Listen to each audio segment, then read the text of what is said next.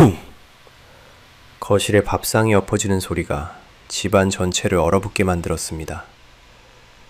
평생 한 번도 목소리를 높인 적 없던 시아버지의 손이 떨리고 계셨어요.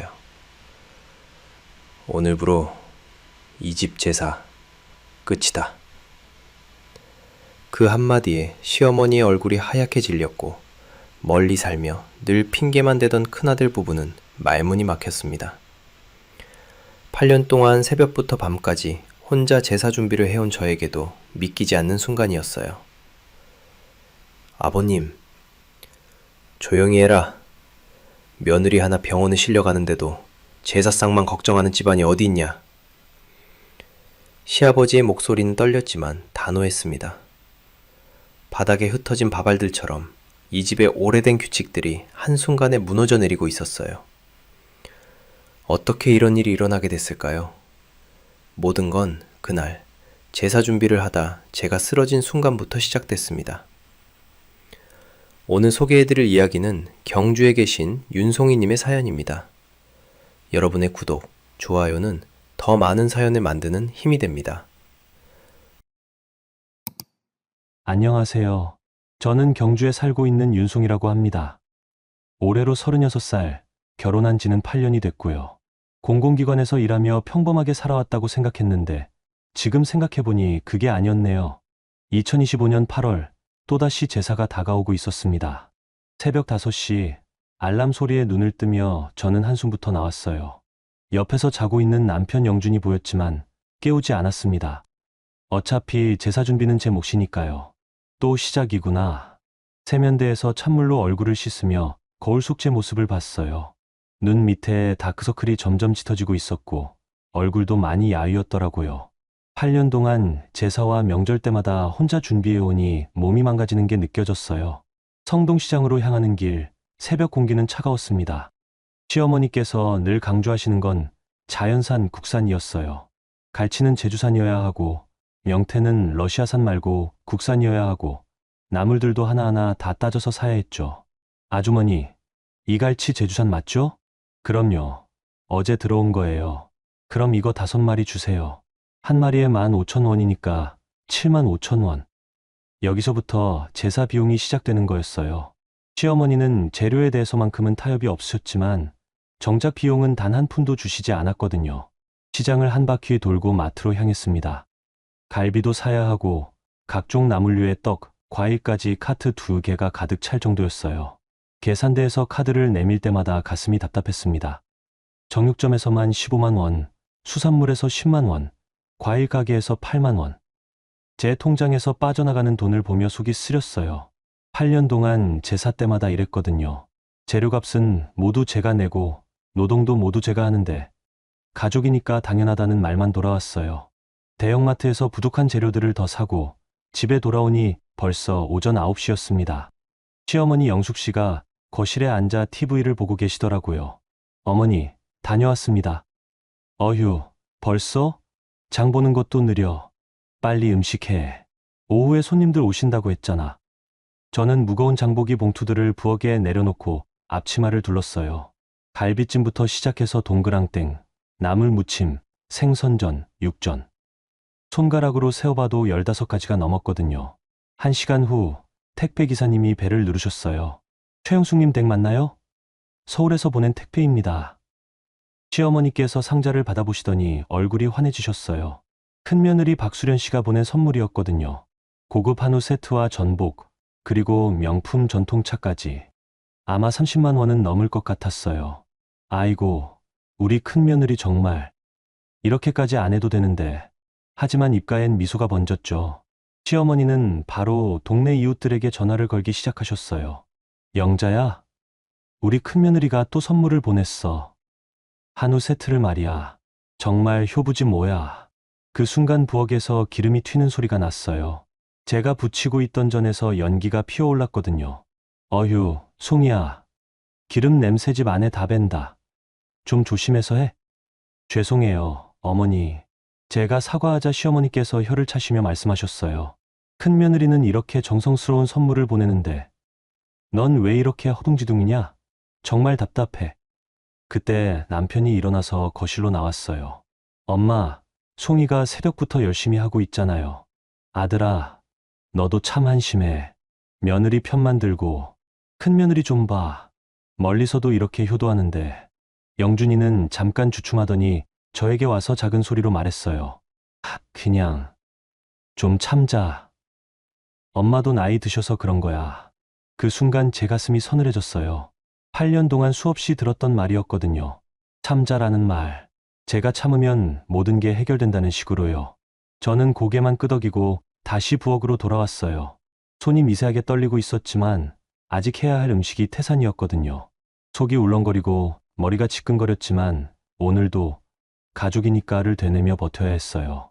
부엌 창문 너머로 보이는 새벽 공기는 칼날처럼 차가웠고 저는 왜인지 숨이 턱 막혔습니다. 오후 2시쯤 되니까 본격적으로 손님들이 오기 시작했어요. 시댁 친척분들과 동네 어르신들까지. 거실이 사람들로 가득 찼죠. 시어머니께서 큰며느리가 보낸 선물 상자들을 거실 한가운데 펼쳐놓고 계셨어요. 마치 전시회라도 하시는 것처럼요. 이것 좀 보세요. 우리 큰며느리가 서울에서 보낸 건데 한우 1등급이래요. 전복도 안도산 특급이고요. 아이고, 큰며느리가 정말 효성이 지극하네요. 그러게 말이에요. 멀리 있어도 마음만큼은. 칭찬이 쏟아지는 가운데 저는 부엌에서 연신 접시에 음식을 담아 나르고 있었어요. 갈비찜, 잡채, 각종 전류들. 손님 수만큼 여러 번 왕복해야 했죠. 그때 막내 고모님이 부엌으로 들어오셨어요. 송이야, 고생 많다. 혼자 이 많은 음식을 다 했어? 아니에요. 별일 아니에요. 아니긴 뭐가 아니야. 새벽부터 지금까지. 큰며느리는 선물만 보내면 되니까 참 편하겠네. 고모님의 말씀에 저도 모르게 쓴웃음이 나왔어요. 하지만 바로 시어머니의 목소리가 들려왔거든요. 고모님, 무슨 소리세요? 큰며느리도 서울에서 직장 다니느라 바빠요. 송이는 여기 사니까 당연히 해야죠. 그래도 비용이라도 보내야 하는 거 아니야? 이 음식값이 얼마나 들어가는데. 어머, 뭐 그런 걸 따져요. 가족인데. 저는 가족이라는 말이 가슴에 꽂혔어요. 8년 동안 가족이라는 이름으로 제가 감당해온 것들이 주마등처럼 스쳐 지나갔거든요. 재료비, 교통비, 노동력. 모든 게 가족이니까라는 말로 덮어졌죠. 오후 4시 본격적인 제사가 시작됐어요. 저는 마지막으로 방금 완성한 갈비찜을 들고 제사상 앞에 섰습니다. 그런데 그 순간 시어머니께서 제 앞을 막아서시더라고요. 잠깐, 송이야. 그 갈비찜 색깔이 이상해. 너무 짜게 했나? 아니에요, 어머니. 맛봤는데 괜찮았어요. 내가 맛볼게. 큰며느리가 보낸 한우로 갈비찜을 새로 해야 할 수도 있어. 제 손에서 갈비찜 그릇을 받아 드신 시어머니가 젓가락으로 한 점 드셔보시더니 미간을 찌푸렸어요. 역시 짜네. 이걸 어떻게 상에 올려? 그럼. 다시 만들까요? 시간이 어디 있어? 그냥 저쪽 끝에 놓고 큰며느리 선물을 가운데 놓자. 그 순간 옆에 계시던 친척 아주머니가 한마디 하셨어요. 그래도 손수 만든 음식이 정성이 담겨 있는 거 아니야? 시어머니께서 살짝 표정이 굳으시더니 대답하셨어요. 물론이죠. 하지만 막내니까 아직 서툴러요. 시간이 지나면 나아질 거예요. 막내니까. 그 말이 귀에 꽂혔어요. 결혼 8년 차인데도 여전히 막내 취급이었거든요. 나이도 36살인데 말이에요. 제사가 진행되는 동안 저는 계속 뒤에서 빈 그릇을 치우고 새 음식을 나르는 일만 했어요. 한 번도 제사상 앞에 제대로 서볼 기회가 없었죠. 제사가 끝나고 저녁 식사 시간이 됐을 때 시아버지께서 조용히 제게 말씀하셨어요. 송이야, 고생했어. 좀 쉬어. 아니에요, 아버지. 괜찮아요. 하지만 시아버지의 눈빛이 어딘지 무거워 보였어요. 평소보다 말씀도 적으시고 자꾸 창밖만 바라보고 계시더라고요. 밤 9시가 넘어서야 모든 손님들이 돌아가셨어요. 저는 쌓인 그릇들을 보며 한숨을 내쉬었죠. 설거지만 해도 1시간은 걸릴 양이었거든요. 송이야, 설거지 내일 해도 되니까 좀 쉬어. 남편 영준이가 말했지만 저는 고개를 저었어요. 아니야, 오늘 다 끝내야 해. 내일 또 회사 가야 하는데. 그때 시어머니께서 거실에서 전화통화를 하고 계시더라고요. 수련아, 오늘 보낸 선물 정말 좋았어.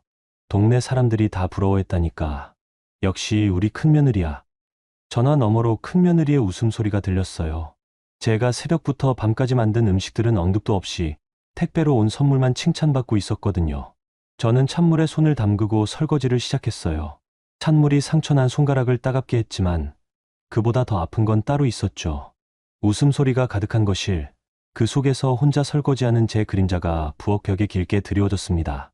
제사 당일 아침, 저는 평소보다 더 일찍 일어났어요. 어젯밤 설거지를 하다가 너무 늦게 잤는데도 몸이 저절로 깨어나더라고요. 아마 긴장 때문이었을 거예요. 부엌에 들어서자마자 해야 할 일들이 머릿속에 쫙 펼쳐졌어요. 갈비찜 마무리하기, 전 부치기, 나물 무치기, 과일 깎기. 시계를 보니 오전 7시, 12시까지 모든 걸 완성해야 했어요. 후, 깊게 숨을 들이마셨는데 어지러움이 느껴졌어요. 어젯밤에 거의 못 잤거든요. 하지만 멈출 수는 없었죠. 오늘은 정말 중요한 제사라고 시어머니께서 몇 번이나 강조하셨거든요. 갈비찜부터 시작했어요. 어제 미리 재워둔 갈비를 꺼내서 양념장과 함께 끓이기 시작했죠. 그 사이 다른 버너에서는 동그랑땡을 붙이고 또 다른 쪽에서는 나물을 데치고 1시간쯤 지났을 때 시어머니께서 부엌으로 오셨어요. 송이야, 갈비찜 냄새가 좀 이상한데 양념이 부족한 거 아냐? 아직 끓이는 중이에요. 조금 더 시간이. 아니야, 지금 맛봐야 해. 손님들 오기 전에 조절해야지. 시어머니께서 국자로 국물을 떠서 맛보시더니 인상을 찌푸렸어요. 역시 간이 싱거워. 소금하고 간장 더 넣어. 네, 알겠어요. 저는 후다닥 양념을 추가했어요. 그런데 이번엔 다른 곳에서 문제가 생겼어요. 붙이고 있던 동그랑땡이 타기 시작한 거예요. 아, 이런. 급하게 불을 줄이고 동그랑땡을 뒤집었는데 이미 한쪽 면이 새까맣게 탔어요. 시어머니께서 혀를 차시며 말씀하셨어요. 어휴, 집중을 해야지. 이렇게 하면 언제 다 하냐?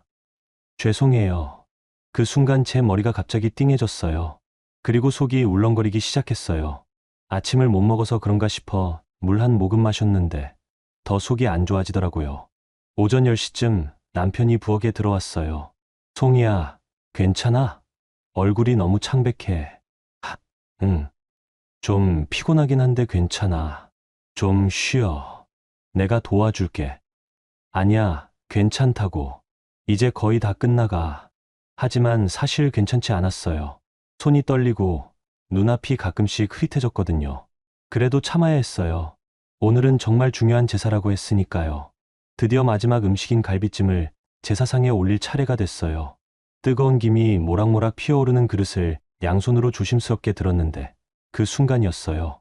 세상이 갑자기 하얗게 변했어요. 그릇이 손에서 미끄러지는 걸 느꼈어요.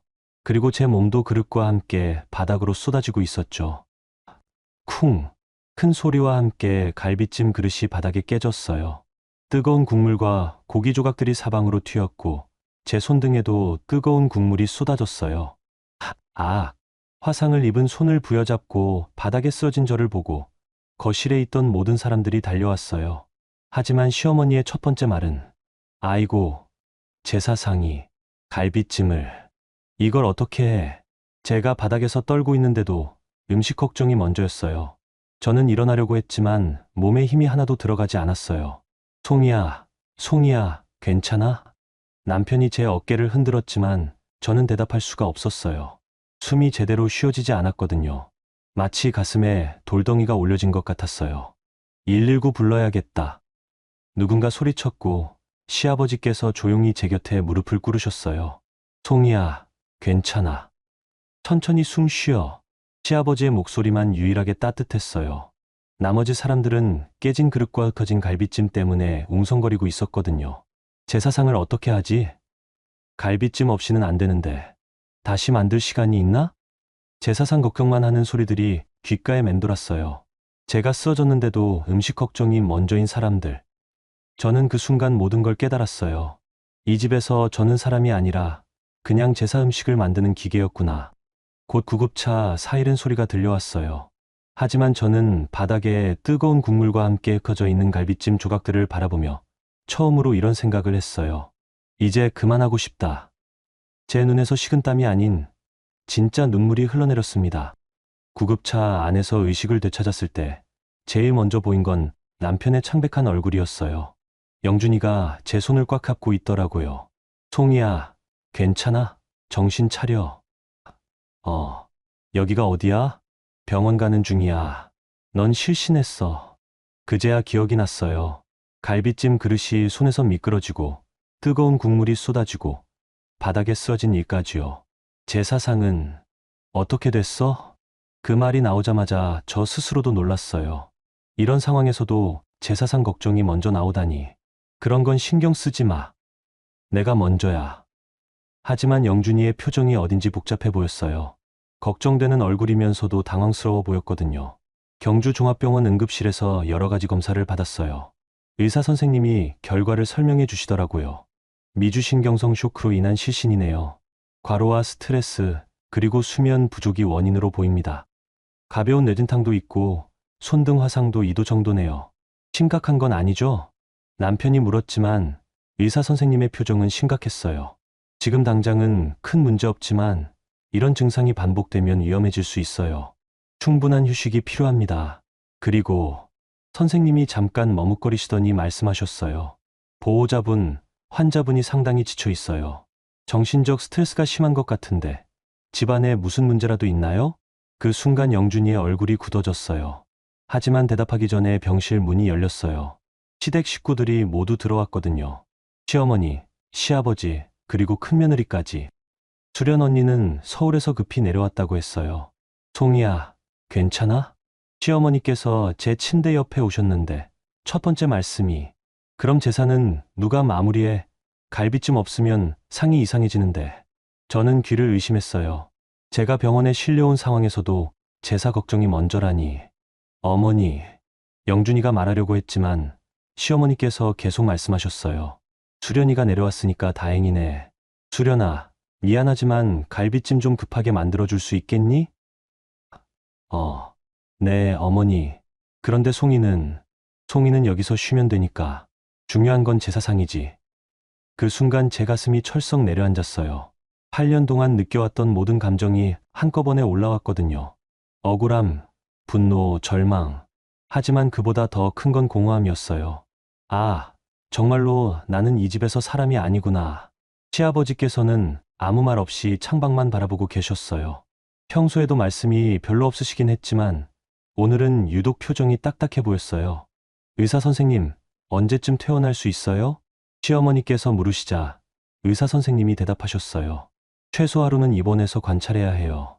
뇌진탕이 있어서 혹시 모르니까요. 아이고, 그럼 내일 집안일은 어떻게 하지? 또 그 걱정이었어요. 제 건강 상태보다 집안일이 더 중요한 거였죠. 그때 정희 시아버지께서 갑자기 일어나셨어요. 영수가, 나 좀 따라와. 목소리가 평소보다 낮고 차가웠어요. 시어머니께서 어리둥절한 표정으로 따라 나가셨고 병실은 잠시 조용해졌죠. 영준이가 제 손을 잡으며 말했어요. 송이야, 미안해. 내가 너무 몰랐나 봐. 처음으로 남편의 목소리에 진짜 후회가 담겨 있는 것 같았어요. 하지만 이미 너무 늦었다는 생각이 들었어요. 영준아, 응? 나 정말 힘들었어. 그 말을 하자마자 눈물이 왈칵 쏟아졌어요. 8년 동안 참고 참았던 모든 감정이 터져 나왔어요. 복도에서 시아버지와 시어머니의 대화 소리가 들려왔어요. 시아버지의 목소리가 평소답지 않게 높았어요. 이게 뭔 짓이야, 영수가. 당신까지 왜 이래요? 집안일은 누가 해요? 집안일보다 사람이 먼저 아니야? 처음 들어보는 시아버지의 화난 목소리였어요. 그리고 그 순간 저는 알았어요. 오늘 일을 계기로 뭔가 큰 변화가 시작될 거라는 걸 말이에요. 병실 창밖으로 보이는 하늘은 어둡게 변해가고 있었고 제 손등의 붕대는 하얗게 빛나고 있었습니다. 여러분, 여기까지 들으시면서 많이 답답하셨을 것 같아요. 저도 이야기를 하면서 그때의 감정이 다시 올라오더라고요. 8년 동안 참고 참았던 송이의 마음, 그리고 마침내 몸까지 무너져버린 상황까지 정말 힘든 시간들이었어요. 하지만 여러분, 이제부터가 진짜 중요한 이야기예요. 때로는 바닥까지 떨어져야 진짜 변화가 시작되거든요. 그럼 여러분, 다음 이야기도 계속 들어봐 주세요. 여러분, 여기까지 들으시면서 많이 답답하셨을 것 같아요. 저도 이야기를 하면서 그때의 감정이 다시 올라오더라고요. 8년 동안 참고 참았던 송이의 마음, 그리고 마침내 몸까지 무너져버린 상황까지. 정말 힘든 시간들이었어요. 하지만 여러분, 이제부터가 진짜 중요한 이야기예요. 때로는 바닥까지 떨어져야 진짜 변화가 시작되거든요. 그럼 여러분, 다음 이야기도 계속 들어봐 주세요. 병실에서 첫날 밤을 보내는 건 정말 어색했어요. 8년 동안 매일 새벽에 일어나서 뭔가를 준비하느라 바빴는데, 갑자기 아무것도 할 게 없어지니까 오히려 불안하더라고요. 영준이는 의자를 침대 옆에 끌어다 놓고 밤새 지켜줬어요. 제가 잠들기 전에 물을 한 모금 마시려고 할 때였어요. 삐삐. 휴대폰 카톡 알림이 울렸어요. 영준이가 휴대폰을 건네줬는데 이상했어요. 발신자가 엄마로 되어 있는 거예요. 송이야, 이거. 엄마한테 카톡을 보낸 거야? 영준이의 목소리가 조심스러웠어요. 제가 당황해서 휴대폰을 보려고 하는데 손이 떨렸어요. 아, 그냥 습관적으로 사실을 말할 수가 없었어요. 영준이가 휴대폰 화면을 자세히 보더니 얼굴이 창백해졌어요. 송이야, 이게 뭐야? 화면에는 제가 친정엄마에게 보낸 메시지들이 끝없이 이어져 있었어요. 어머니가 돌아가신 지 3년이 된 지금까지도 계속 보내온 메시지들이요. 엄마, 나 오늘도 새벽에 일어났어. 엄마, 나 너무 서러워. 엄마, 영준이는 나를 이해 못하는 것 같아. 엄마, 시어머니가 또 그랬어. 엄마, 나 정말 힘들어. 어떻게 해야 할지 모르겠어. 메시지 개수를 세어보니 800통이 넘었어요. 영준이가 스크롤을 내리면서 하나씩 읽는데 손이 점점 떨리더라고요. 송이야, 이걸 혼자 다 참고 있었던 거야? 저는 대답할 수가 없었어요. 영준이가 보고 있는 메시지들 속에 제 진짜 마음이 다 들어 있었거든요. 8년 동안 숨기고 참아온 모든 감정들이요. 엄마, 오늘 제사 때문에 또 혼났어.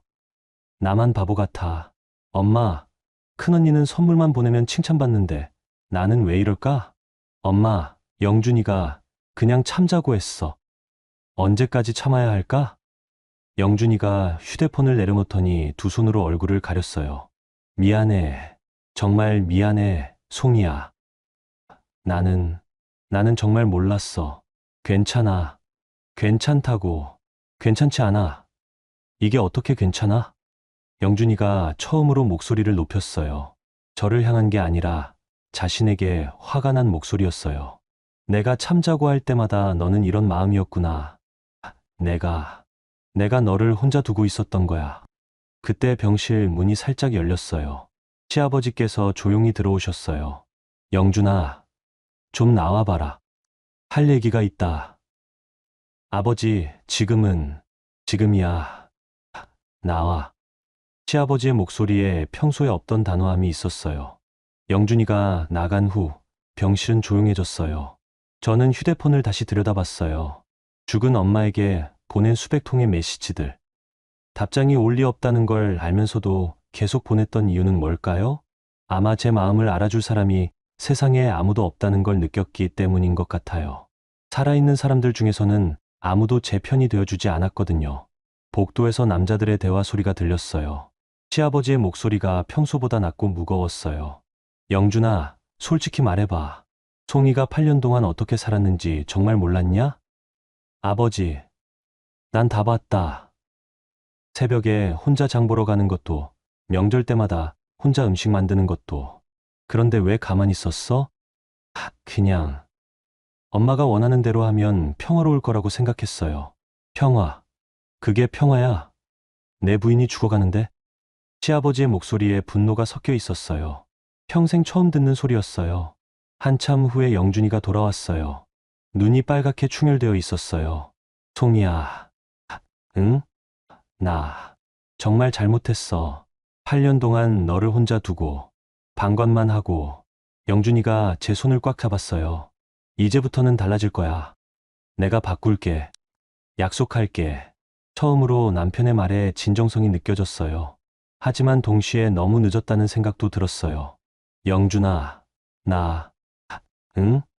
나 정말 안 괜찮아. 그 말을 하자마자 제 눈에서 뜨거운 눈물이 흘러내렸어요. 8년 동안 처음으로 괜찮다가 아닌 진짜 마음을 말한 순간이었어요. 밤이 깊어갈수록 병실 창밖의 불빛들이 하나씩 꺼져갔고 제 휴대폰 화면에는 여전히 엄마 라는 두 글자가 깜빡이고 있었습니다. 이틀 후 퇴원하는 날 영준이가 이상한 서류 뭉치를 들고 왔어요. 이게 뭐야? 송이야, 이거 내가 정리해둔 거 맞지? 제가 서류를 받아보니 깜짝 놀랐어요. 제가 몰래 정리해뒀던 8년간의 제사명절 비용 내역서였거든요.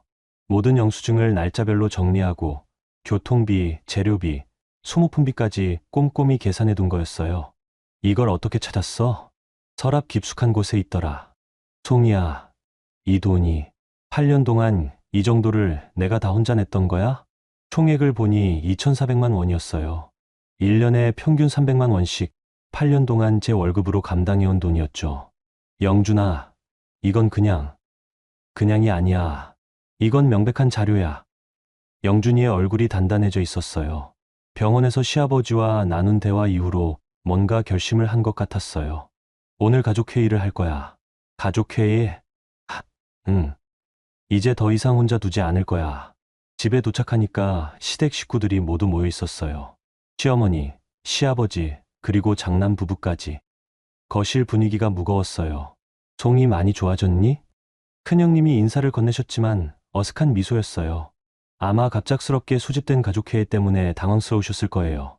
영준이가 테이블 위에 제가 정리한 서류들을 펼쳐놓기 시작했어요. 이게 뭐냐? 시어머니께서 물으셨지만 영준이는 대답 대신 서류를 하나씩 정리했어요. 2017년부터 2025년까지 모든 제사와 명절 비용 내역서입니다. 왜 갑자기 이런 걸? 어머니, 일단 들어보세요. 영준이가 첫 번째 서류를 들어 올렸어요. 2017년 추석, 재료비 45만 원, 교통비 12만 원, 총 57만 원. 전액 송이가 부담했습니다. 뭐, 그럼 우리가 돈을 안 냈다는 거냐? 큰형님이 반발했지만 영준이는 계속 읽어나갔어요. 2018년 설날, 재료비 38만 원, 교통비 15만 원. 숫자들이 하나씩 읽혀질 때마다 거실 분위기가 차가워졌어요. 8년 동안의 모든 비용이 적나라하게 드러나고 있었거든요. 그래서 뭘 어쩌자는 거냐? 시어머니께서 불편한 기색을 보이셨어요. 이건 효도가 아니라 착취였습니다. 영준이의 목소리에 처음 들어보는 단호함이 있었어요. 착취라니, 가족끼리 무슨 그런 말을. 가족이라면 더더욱 공평해야 하는 거 아닙니까? 왜 막내 며느리만 모든 걸 감당해야 해요? 그때 큰며느리 수연 언니가 말했어요. 그래도 우리는 선물도 보내고, 선물하고 실제 비용하고는 다른 문제죠. 언니가 보내신 선물들 가격 계산해봤는데 8년 동안 총 600만 원 정도예요. 송이가 쓴 돈의 4분의 1도 안 됩니다. 정확한 숫자를 듣자 수연 언니의 얼굴이 빨개졌어요. 시어머니께서 목소리를 높이셨어요. 그럼 뭘 어쩌자는 거야? 지나간 일을 왜 이렇게. 지나간 일이 아닙니다. 송이는 지금도 고생하고 있어요. 병원에서도 의사가 말했잖아요. 스트레스성 쇼크라고. 그 순간 저는 입을 열었어요. 말씀 좀 드려도 될까요? 모든 시선이 제게 쏠렸어요. 평소라면 위축됐을 텐데 이상하게 마음이 차분해졌어요. 8년 동안 정말 힘들었어요. 돈 문제도 그렇지만 더 힘든 건 제가 잠깐 숨을 고르자 시어머니께서 말씀하셨어요. 송이야, 내가 예민한 거 아니냐? 우리가 언제? 어머니, 제가 병원에 실려간 날에도 제사상 걱정을 먼저 하셨잖아요. 거실이 조용해졌어요. 그리고 선물 받으실 때는 효부라고 하시면서 제가 만든 음식에는 항상 뭔가 부족하다고 하셨어요.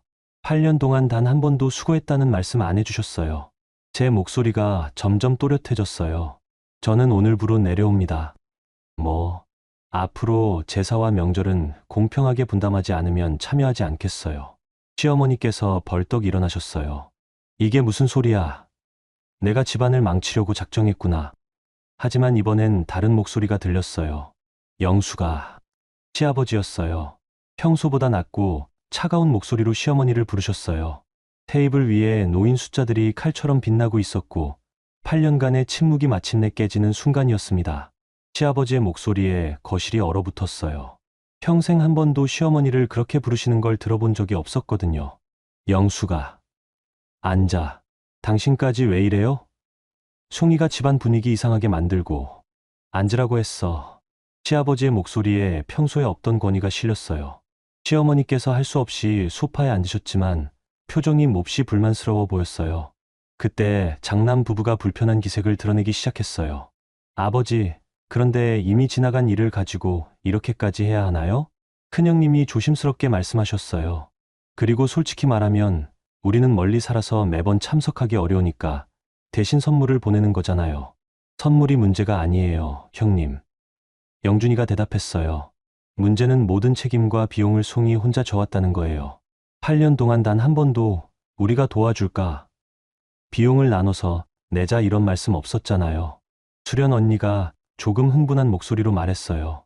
그럼 우리 보고 어떻게 하라는 거예요? 서울에서 매번 내려와서 음식 만들라고요? 그게 아니라. 아니에요, 언니. 제가 말을 끊었어요. 언니가 서울에서 내려올 필요는 없어요. 하지만 비용이라도 공평하게 부담해 주시면 되거든요. 그리고 제가 혼자 다 준비한다고 해서 당연하게 여기지 마시고요. 뭐? 우리가 언제 당연하게. 작년 추석 때 언니께서 전화로 송이가 있어서 다행이다. 우리는 편하게 선물만 보내면 되니까 라고 하셨잖아요. 시어머니께도요.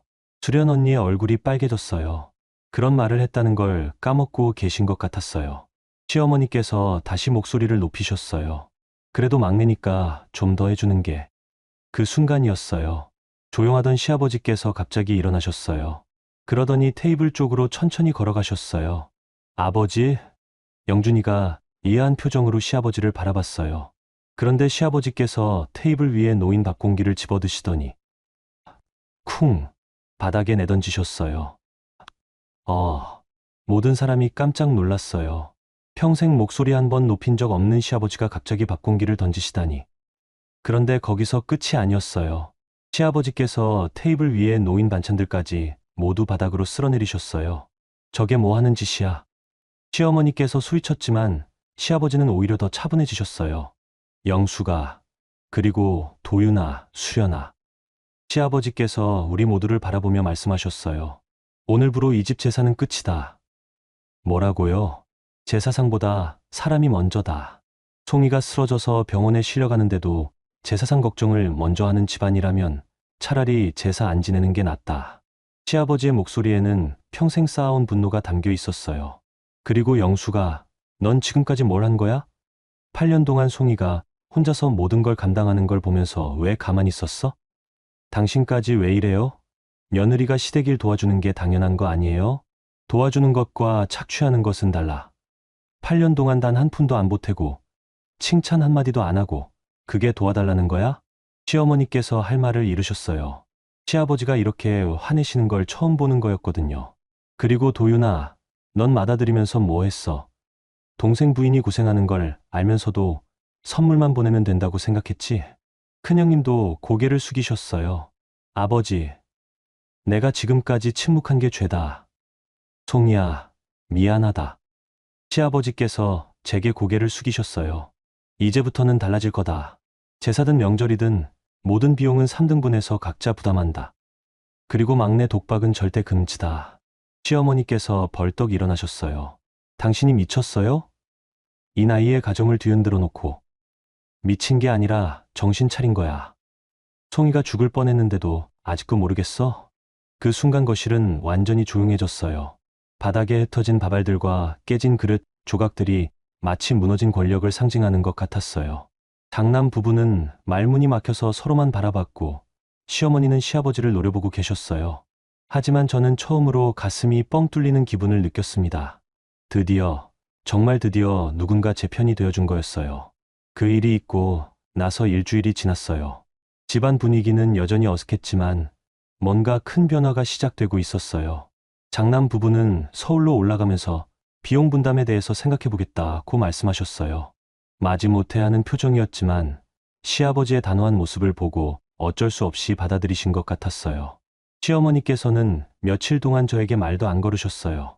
밥 먹을 때도 시큰둥한 표정이었고 이 집이 어떻게 되는지 두고 보자는 식의 분위기였죠. 하지만 가장 큰 변화는 영준이었어요. 송이야, 이번 주말에 영천 가자. 영천. 왜? 엄마 산소 가보자. 오랜만에. 친정엄마 산소를 간 게 언제였나 생각해보니 거의 1년이 넘었어요. 시댁 제사 준비하느라 바빠서 친정 성묘도 제대로 못 갔었거든요. 토요일 오전 영준이와 함께 영천으로 향하는 길은 오랜만에 평온했어요. 아무런 준비할 것도 없고 누구 눈치도 볼 필요 없이 그냥 떠나는 여행 같았어요. 송이야. 응? 휴대폰에 있던 카톡들 다 읽어봤어. 제 가슴이 철렁했어요. 영준이가 엄마에게 보낸 제 메시지들을 다 봤다는 말이었거든요. 영준아, 그건 미안해. 정말 미안해. 영준이의 목소리가 떨렸어요. 엄마, 영준이는 나를 이해 못하는 것 같아. 이 메시지를 봤을 때 정말 가슴이 무너지더라. 그냥 마음이 답답해서 쓴 거야. 아니야. 내 마음이 맞아. 내가 정말 너를 이해 못했어. 영준이가 차를 길가에 세우더니 제 손을 잡았어요. 이제부터는 달라질 거야. 아니, 내가 달라질게. 약속해. 영천에 도착해서 엄마 산소까지 올라가는 길은 생각보다 가팔랐어요. 1년 동안 오지 못했던 죄책감 때문에 발걸음이 무겁더라고요. 산소 앞에 도착해서 벌초를 하고 간단히 차례상을 차렸어요. 오랜만에 제사상이 아닌 진짜 제 마음으로 차리는 상이었어요. 엄마. 무릎을 꿇고 앉아서 엄마 묘비를 바라보니 갑자기 눈물이 왈칵 쏟아졌어요. 엄마, 나 정말 힘들었어. 8년 동안 참고 참았던 모든 감정이 터져 나왔어요. 매일 새벽에 일어나서 장 보러 가는 것도, 혼자서 열 몇 가지 음식 만드는 것도 정말 힘들었어. 그런데 아무도 고생했다고 안 해줬어. 큰언니는 선물만 보내면 효부 소리 듣고 나는 8년 동안 해도 당연한 거였어. 영준이가 제 옆에 와서 조용히 앉았어요. 엄마, 영준이가 그냥 참자고 할 때마다 정말 외로웠어. 누구도 내 편이 되어주지 않는 것 같아서. 송이야. 영준이가 제 어깨를 감쌌어요. 엄마, 그런데 이제 괜찮을 것 같아. 눈물을 닦으며 말했어요. 시아버지가 내 편이 되어주셨어. 밥상까지 엎으시면서 제사보다 사람이 먼저라고 하셨어. 그리고 영준이도 변했어. 이제는 정말 나를 이해하려고 하는 것 같아. 영준이가 무릎을 꿇고 엄마 묘비 앞에 절을 했어요. 어머님, 죄송합니다. 제가 송이를 너무 혼자 둬서 남편이 죽은 시어머니께 사과하는 모습을 보니 이상하게 마음이 따뜻해졌어요. 엄마, 앞으로는 괜찮을 거야. 이제 더 이상 혼자가 아니니까. 산소에서 내려오는 길에 영준이가 말했어요. 송이야, 다음 달부터 제사 비용 공동 계좌 만들자. 3집이서 똑같이 넣고. 정말? 그리고 앞으로 제사 준비는 돌아가면서 하든지 아니면 다 같이 모여서 하든지. 너 혼자 하는 일은 절대 없을 거야. 그럼 시어머니가 또 뭐라고 하실 텐데. 아버지가 계시잖아. 그리고 이제 나도 있고. 집으로 돌아오는 길에 저는 창밖 풍경을 바라보며 생각했어요. 8년 동안 제가 찾던 건 사실 대단한 게 아니었어요. 그냥 인정받고 싶었던 거였어요. 제가 하는 일들이 당연한 게 아니라 소중한 거라는 걸 알아달라는 것이었죠. 그리고 이제야 그걸 얻을 수 있을 것 같았어요. 시댁에 도착했을 때 시어머니께서 거실에 계셨어요. 예전 같으면 어색하게 인사만 하고 피했을 텐데 이번엔 달랐어요. 어머니, 다녀왔습니다. 잘 다녀왔니? 어머니, 다녀왔습니다. 잘 다녀왔니? 시어머니의 목소리가 예전보다 조심스러워져 있었어요. 아마 시아버지와도 많은 이야기를 나누셨을 거예요. 송이야, 네, 미안하다. 작은 목소리였지만 분명히 들렸어요. 시어머니께서 저에게 처음으로 사과하시는 거였어요. 괜찮습니다, 어머니. 정말로 괜찮았어요. 이제 모든 게 제자리로 돌아온 것 같았거든요. 그날 밤 영준이와 함께 침대에 누워서 천장을 바라보며 말했어요. 여보, 나 정말 많이 변한 것 같아. 어떻게? 예전엔 모든 일을 혼자 해결해야 한다고 생각했는데 이제는 말할 수 있을 것 같아. 힘들 때 힘들다고, 속상할 때 속상하다고. 영준이가 제 손을 꽉 잡았어요. 그래, 앞으로는 뭐든 말해. 혼자 참지 말고. 창밖으로 보름달이 환하게 떠 있었고 오랜만에 마음이 평온했습니다. 여러분, 오늘 이야기 어떠셨어요? 송이의 8년간의 이야기를 들으면서 아마 많은 분들이 가슴이 답답하셨을 것 같아요. 특히 같은 며느리 입장에 계신 분들은 더욱 공감하셨을 거고요. 사실 저도 이 이야기를 준비하면서 많은 생각이 들었어요. 가족이라는 이름으로 당연하게 여겨지는 희생들, 그리고 그 속에서 혼자 견뎌내야 했던 한 사람의 마음 말이에요. 송이가 친정엄마에게 보낸 800통의 카톡을 들었을 때 정말 마음이 아팠어요. 죽은 엄마에게라도 자신의 마음을 털어놓고 싶었던 그 외로움이 얼마나 깊었을까 싶더라고요. 하지만 이야기 끝에서 송이가 이제 괜찮을 것 같아 라고 말할 때는 저도 함께 안도하게 되더라고요. 때로는 바닥까지 떨어져야 진짜 변화가 시작되는 법이니까요. 특히 시아버지가 밥상을 엎으며 제사보다 사람이 먼저 라고 하신 장면에서는 많은 분들이 속이 뻥 뚫리셨을 것 같아요. 때로는 이렇게 단호한 한마디가 모든 걸 바꿀 수는 장면이었죠. 누구나 살아가면서 다양한 선택의 순간을 만나게 됩니다. 참을 것인지 말할 것인지, 혼자 감당할 것인지 도움을 요청할 것인지. 송이처럼 8년을 참고 견디는 것도 하나의 선택이고, 마침내 이제 안 괜찮다고 말하는 것도 또 다른 선택이죠. 중요한 건 우리 모두는 존중받을 권리가 있다는 거예요. 가족이라는 이름으로, 며느리라는 이름으로, 막내라는 이름으로 당연하게 희생할 필요는 없다는 거죠. 여러분께도 송이의 이야기가 작은 위로와 지혜가 되었으면 좋겠습니다. 그리고 혹시 지금 힘든 상황에 계신 분들이라면 용기 내어 목소리를 내시길 바라요. 분명히 여러분의 편이 되어줄 사람이 있을 테니까요. 구독과 좋아요 부탁드립니다. 정윤아, 내가 네 대표였던 거 까먹은 모양이지? 제 회사인 JN코리아 회의실에 퍼진 제 목소리는 차가웠습니다. 테이블 위에는 횡령 증거 서류들이 가지런히 놓여 있었고, 한때 친구이자 시누이였던 정윤이의 얼굴은 하얗게 질려 있었어요. 지은아, 아니 대표님, 이건 오해예요. 우리 친구잖아. 정윤이가 떨리는 목소리로 말했지만 저는 더 이상 그 말에 흔들리지 않았습니다.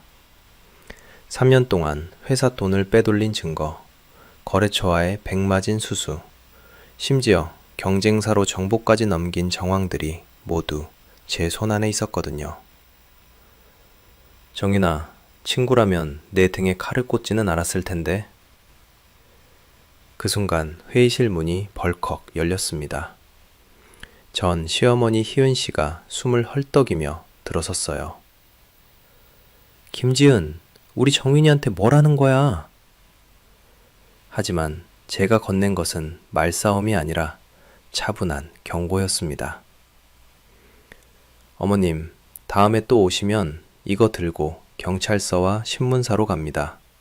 그냥 돌아가세요.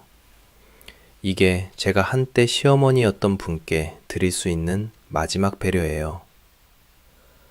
그들이 혼이 빠진 얼굴로 회사를 나서는 모습을 보며 저는 깨달았어요. 복수는 감정으로 하는 게 아니라 증거로 하는 거라는 걸 말이죠. 오늘의 이야기는 43살 김지은 씨의 속 시원한 복수의 이야기입니다. 지금 바로 시작할게요. 여러분의 구독, 좋아요는 더 많은 사연을 만드는 힘이 됩니다. 안녕하세요. 저는 김지은입니다. 44살, 화성에서 JN코리아라는 중소기업을 운영하고 있어요. 2025년 3월 15일, 화성시청에서 이혼신고서에 도장을 찍던 순간이 아직도 생생합니다. 10년 결혼 생활의 마침표를 찍는 날이었어요. 전 남편 최정훈과의 관계는 이미 1년 전부터 끝나 있었지만 서류상으로나 정리하고 나니 어깨가 한결 가벼워지더라고요. 이제 끝이야. 차 안에서 스스로에게 중얼거렸습니다. 울지도 후회하지도 않았어요. 그냥 긴 터널을 빠져나온 기분이었거든요. 회사로 향하는 길에 고등학교 동창 현주한테서 전화가 왔어요. 지은아, 동창회 나올 거지? 동창회라. 요즘 같은 상황에 사람들 만나기가 좀 그렇긴 했지만 집에만 있는 것보다는 나을 것 같았어요. 응, 나갈게. 동창회 장소는 화성 시내 한 레스토랑이었습니다. 오랜만에 보는 얼굴들이 반가웠어요. 다들 세월 흔적이 그대로 묻어나더라고요. 나이 들어서 만나는 친구들과의 대화는 주로 아이들 이야기, 남편 이야기였는데 저는 적당히 듣기만 했습니다. 그런데 현주가 조심스럽게 제게 다가왔어요. 지은아, 혹시 정훈 씨 이야기 들었어? 무슨 이야기? 정훈 씨가 그 여자랑 혼인신고했다는 얘기. 순간 귀가 멍해졌어요.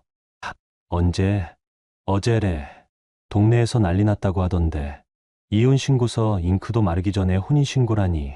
저는 억지로 웃었습니다. 그래? 빠르네. 하지만 속으로는 복잡했어요. 정훈과의 내연 관계는 이미 알고 있었고, 그래서 이혼을 결정한 거였거든요. 다만 이렇게 빨리, 이렇게 노골적으로 할 줄은 몰랐죠. 현주가 휴대폰을 꺼냈어요. 사진도 돌고 있던데. 화면에 뜬 건 정훈과 정서영의 웨딩 촬영 사진이었습니다. 강남의 유명한 스튜디오에서 찍은 티가 확연히 났어요. 화려한 드레스, 환한 미소. 마치 오래전부터 계획된 일처럼 완벽했습니다. 예쁘게 찍었네요. 제가 담담하게 말하니까 현주가 당황하더라고요. 지은아, 괜찮아? 괜찮죠. 이미 끝난 관계인데 뭐. 하지만 마음속으로는 다른 감정이 끓어오르고 있었어요. 분노라기보다는 모욕감에 가까웠습니다. 이렇게까지 급하게 혼인신고를 한 이유가 뭘까 싶었거든요. 동창회가 끝나고 집으로 돌아가는 길, 휴대폰에 연속으로 메시지가 들어왔어요. 동네 사람들이 보낸 거였습니다. 지은아, 많이 상했을 것 같은데 괜찮아? 남자가 그럴 수가 있나 싶다. 너무 빨리 재혼한 거 아니야? 사람들의 동정 어린 메시지들이 오히려 더 기분 나빴습니다. 저를 피해자로 보는 시선들이 느껴졌거든요. 하지만 정작 문제는 따로 있었어요. 다음 날 회사에 나가니 분위기가 이상했습니다. 직원들이 저를 보는 눈빛이 어딘지 모르게 조심스러워 보였어요. 점심시간에 우연히 들은 대화였습니다. 대표님 이혼하셨다며? 응. 그런데 전 남편이 바로 재혼했다고 하던데. 아, 그러면 우리 회사도 영향받는 거 아니야? 저는 그 자리에서 돌아서서 사무실로 들어갔습니다. 이혼이 개인적인 문제로 끝나지 않고 회사에까지 영향을 주고 있다는 걸 실감했어요. 오후에는 거래처 담당자에게서 전화가 왔습니다. 대표님, 혹시 요즘 회사 상황에 변화가 있나요? 무슨 말씀이세요? 아니, 그냥 소문이 좀 돌고 있어서요. 소문. 벌써 비즈니스 관계에까지 퍼져나가고 있었습니다. 저는 그 순간 깨달았어요. 이혼이 끝이 아니라 시작이었다는 걸 말이죠. 정훈이 이렇게 서둘러 재혼한 건 단순히 사랑 때문이 아니었어요. 뭔가 다른 의도가 있었을 거라는 생각이 들었습니다. 밤늦게 혼자 사무실에 남아서 생각해봤어요. 10년 결혼 생활 동안 정훈은 회사 일에 거의 관여하지 않았어요. 하지만 신우인 정윤이는 달랐습니다. 회사 차장으로 들어와서 정산 업무를 맡고 있었거든요. 문득 이상한 생각이 들었어요. 정윤이가 최근 몇 달간 자주 가져온 정산 내역들에 뭔가 어긋나는 부분들이 있었던 것 같았거든요. 그때는 믿고 넘어갔는데 이제 와서 다시 생각해보니 의심스러웠습니다. 저는 파일 캐비닛을 열어서 최근 6개월간의 거래 명세서들을 꺼냈습니다. 한 장 한 장 넘겨보니 정말로 이상한 부분들이 보이더라고요. 거래 금액과 입금 금액이 미묘하게 다른 경우들, 설명이 애매한 수수료 항목들. 정윤이가 뭔가 숨기고 있는 건 아닐까? 그 순간 모든 퍼즐이 맞춰지기 시작했어요. 정훈이 서둘러 재혼한 이유, 동네에 퍼지기 시작한 소문들, 회사에 대한 의심스러운 시선들, 모든 게 우연이 아니었을 수도 있다는 생각이 들었습니다. 저는 운전대에 손을 올리고 길게 숨을 내쉬었습니다. 울지 말자는 다짐 대신 다른 결심이 섰어요. 기록부터 확인해보자. 다음 날 아침, 회사 정산팀으로 향하는 발걸음이 평소보다 무거웠습니다. 정윤이를 의심하고 싶지는 않았어요.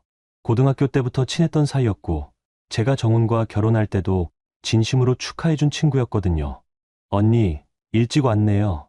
정윤이가 환한 미소로 인사했습니다. 언제나처럼 자연스러운 표정이었어요.